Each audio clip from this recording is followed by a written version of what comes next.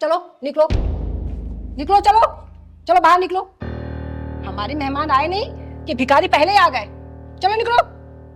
सीमा, तुम पागल हो गई हो? ऐसे क्यों बोल रही हो? ये लोग बहुत शुभ होते हैं। माय फुट, शुभ होते हैं? तुम मुझे बताओगे शुभ क्या होता है, अशुभ क्या होता है? मनहूस लोग, निकलो यहाँ से। सही कहा बेटा, हम मनुष्य तो होते हैं, मनुष्य हैं हम लोग। अरे जब पैदा होते हैं ना तो हॉस्पिटल वाले हमें मनुष्य बोलते हैं। जब हॉस्पिटल से घर आते हैं ना तो माँ बाप भाई बहन हमें मनुष्य बोलते हैं। जब बड़े होकर हम समाज में निकलते हैं ना तो समाज हमें मनुष्य बोलता है।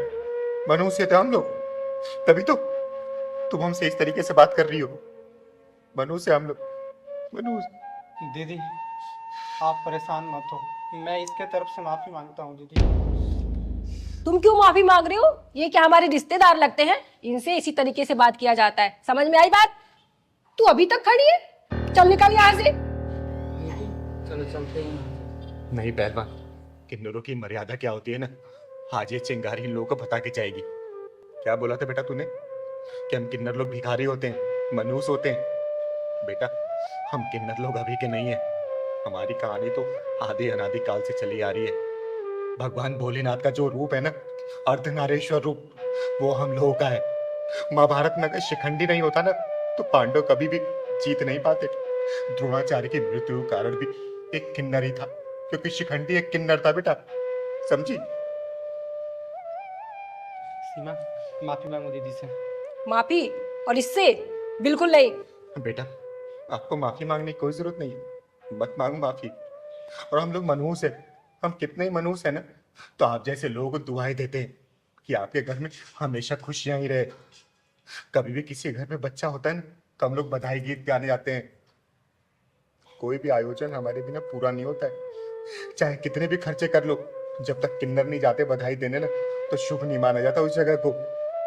दुनिया वालों की मानसिकता ऐसी हो चुकी है हमारे प्रति, एक अंग विशेष ना होने के कारण समाज हमें धिक्कारता है, गलत निगाहों से देखता है।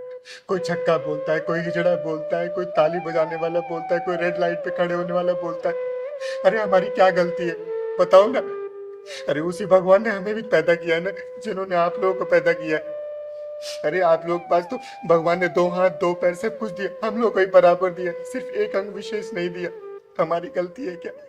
एक अंग विशेष ना होने का हमारे माँ बाप भी हमको छोड़ देते, उनको कोई मतलब नहीं होता कि उनका बच्चा कहाँ गया, जिंदा है या मर गया।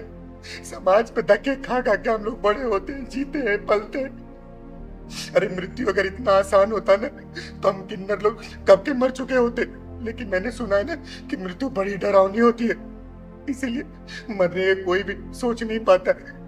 कोई अच्छा इंसान मिल जाता है ना, 2 पीठी बातें कर लेता है तो हम लोग फिर जी उठते और निकल पड़ते उसी समाज के लिए, दुआएं देने के लिए, उनके लिए अच्छा करने के लिए। अरे आप लोग हमें कुछ भी गलत बोलो, कितनी भी गालियां दो, लेकिन हम किन्नर लोग किसी को बद्दुआ नहीं देते।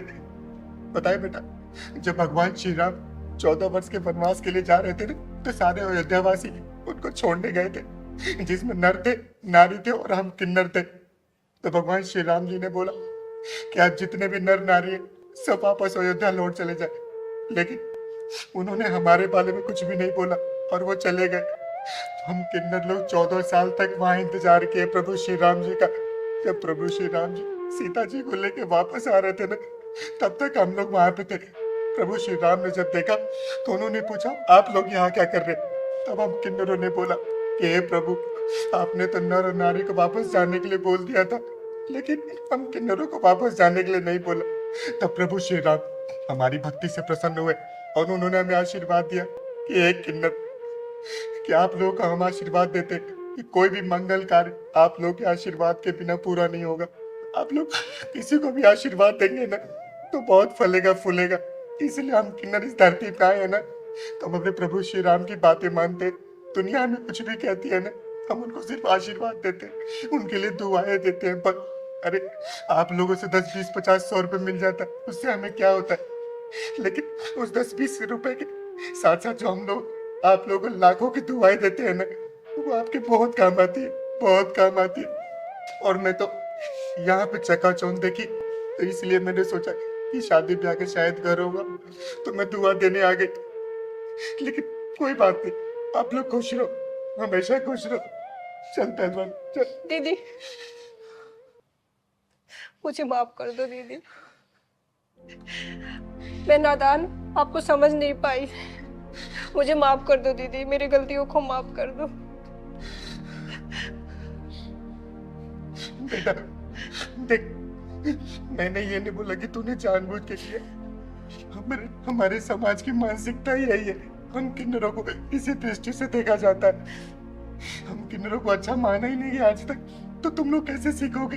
अरे तुम तो अभी पैदा हुए होगे ना, पहले के लोग भी ऐसे करते थे, तो वही तुम लोग देख के कर रहे हो। लेकिन एक बात बेटा, हम किन्नर लोग दिल के पूरे नहीं होते। कभी किन्नर के साथ ना बैठ के देखना, अरे हम लोग का ही मन करता है तुम लोग साथ बातें करने का, तुम्हारे साथ हंसने का, बैठने का, खाना खाने का, लेकिन तुम लोग कभी भी अपने समाज में हमें स्थान नहीं देते हो, इसलिए दिल बहुत रोता है। और उस भगवान से सिर्फ हम एक ही दुआ करते हैं कि हे भगवान, अगले जन्म में ना भले में कोई जन्म मत दे, लेकिन किन्नर का जन्म हमें मत देना, मत देना बेटा, मत देना।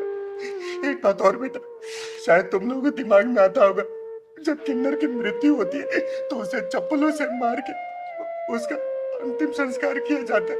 वो इसीलिए, हे भगवान, इसको अगले जन्म में कभी भी किन्नर का जन्म मत देना। दीदी चुप हो जाओ, यहाँ से चलते हैं। चल पर। दीदी दीदी मत जाओ ऐसे, और हमें माफ कर दो, हमसे बहुत बड़ी भूल हो गई। हमारे घर में मेहमान आए या ना आए, आप हमारे घर के अंदर चलो दीदी, ये हमारे लिए बहुत सौभाग्य की बात होगी, नहीं तो मुझे लगेगा कि आपने मुझे माफ नहीं किया। हाँ दीदी, इसको माफ कर दो, इसने जो किया वो नादानी में किया है। माफ कर दो चलो दीदी अंदर चलो।